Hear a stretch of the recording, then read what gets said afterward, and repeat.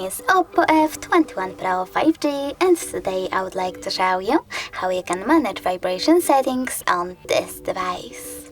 Firstly, go into Settings. Now you need to scroll down and choose Sound and Vibration. Then scroll down again and click on this switcher next to Vibrate on Ring. This way you can switch on or off vibrations for your incoming calls.